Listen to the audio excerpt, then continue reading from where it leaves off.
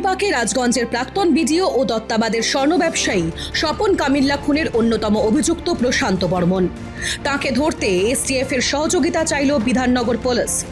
বুধবার রাতে নিউটাউনে প্রশান্ত বর্মনের বাড়িতে এসটিএফ সহ বিশেষ তদন্তকারী দল অভিযান চালায় বলে খবর।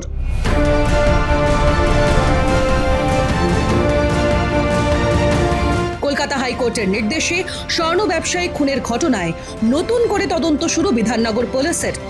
ডিসিডিডির নেতৃত্বে গঠন করা হয় সিট।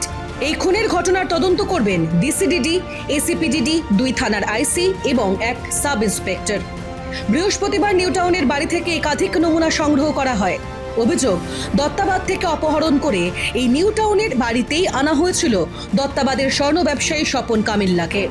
এখানেই তাকে খুন করা হয় বলেও অভিযোগ ওঠে। 2025 সালের 29 অক্টোবর যাত্রাগাছির পাশে এক খালের ধার থেকে উদ্ধার হয় নিহত স্বর্ণ ব্যবসায়ীর দেহ।